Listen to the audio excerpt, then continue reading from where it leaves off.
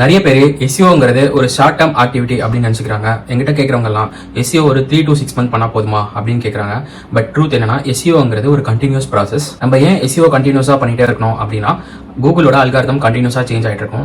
அதுக்கு தகுந்த மாதிரி நம்மளோட ஸ்ட்ராட்டஜியும் கண்டினியூஸா சேஞ்ச் பண்ணிட்டே இருக்கும். Second thing, new competitors grow ஆகிட்டே இருப்பாங்க. அது இல்லாமல் எக்ஸிஸ்டிங் காம்படிட்டர்ஸ் அவங்களுடைய பர்ஃபார்மன்ஸ் இம்ப்ரூவ் பண்ணிட்டே இருப்பாங்க. ஸோ நம்மளும் கண்டினியூஸா பண்ணிட்டே இருந்தால் தான் அவங்க கூட கம்பீட் பண்ண முடியும். தேர்ட் வந்து பார்த்தீங்கன்னா சர்ச் இன்டென்ட் கண்டினியூஸா சேஞ்ச் ஆகிட்டே இருக்கும். ஸோ அதுக்கு தகுந்த மாதிரி நம்மளுடைய கண்டென்ட் ஸ்ட்ராட்டஜியும் கண்டினியூஸா சேஞ்ச் ஆகிட்டே இருக்கணும். அது மட்டும் இல்லாமல் நம்ம சைட்டில் கண்டினியூஸா நியூ பேஜஸ் பப்ளிஷ் பண்ணிட்டே இருப்போம்.